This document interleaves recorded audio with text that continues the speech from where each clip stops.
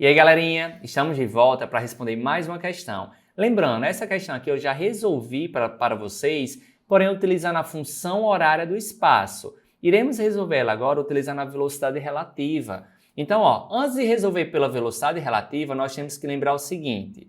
Tem dois corpos aqui. Quando esses dois corpos eles estão em sentidos diferentes, então, o primeiro corpo está indo para a direita, o segundo corpo para a esquerda. Então, se eles estiverem em sentidos diferentes, então a velocidade relativa nós iremos sempre somar. Então, aqui vai ficar V1 mais V2, que pode ser essa situação ou assim, esse primeiro corpo para a esquerda e o segundo corpo para a direita. Então, sempre que estiverem em sentidos diferentes da velocidade relativa, a gente soma. Já se eles estiverem no mesmo sentido, só anotar aqui, sentidos diferentes. Então, quando estiverem em sentidos diferentes, a velocidade relativa, nós estudamos que nós iremos somar. E se forem sentidos iguais, então, se forem sentidos iguais, a nossa velocidade relativa, tem aqui o primeiro corpo, tem aqui o segundo corpo. Eles estão no mesmo sentido. Pessoal, se eles estão no mesmo sentido, então a velocidade relativa nós iremos o quê? Subtrair, tá bom? Então, aqui ficaria V1 menos V2 em módulo. Beleza?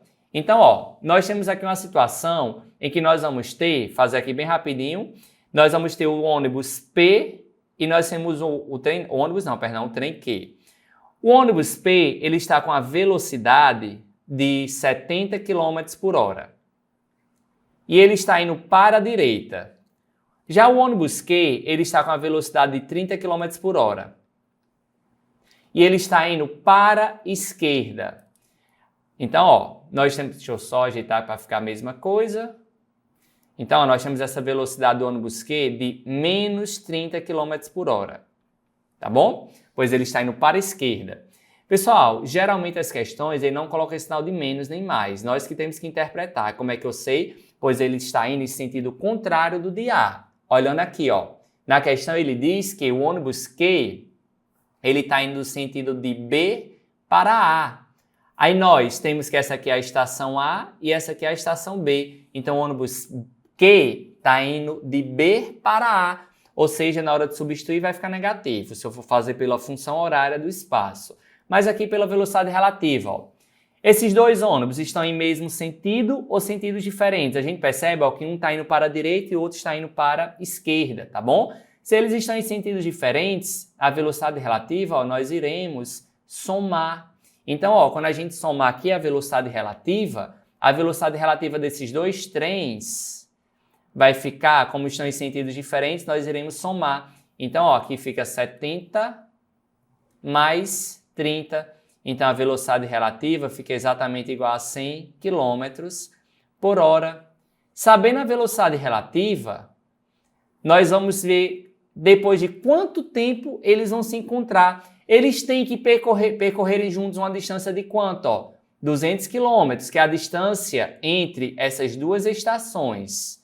São 200 km. Então, vamos ver qual vai ser o tempo que eles vão fazer isso. Só aplicar agora a velocidade média. Mas só que vai ser com a velocidade relativa, vai ser a distância sobre o tempo. Então, a velocidade relativa que é 100, a distância que eles têm que percorrer que é 200, sobre o tempo, que é o que nós queremos encontrar. Faz meio com meio, estamos com extremos, então aqui fica 100t igual a 200. 100 está multiplicando, passa dividindo, 200 dividido por 100.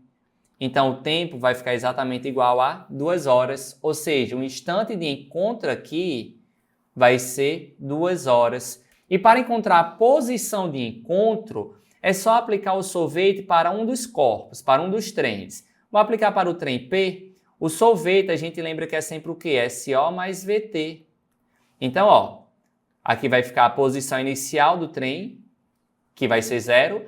A velocidade do primeiro trem, que é 70, vezes o tempo que leva para encontrar, que são 2 horas. Então, a posição de encontro vai ser na posição 140 km.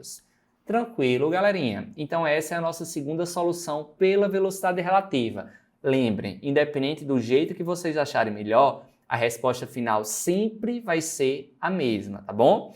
Espero que vocês tenham entendido a resolução dessa nossa questão. Aguardo vocês no nosso próximo vídeo. Até logo!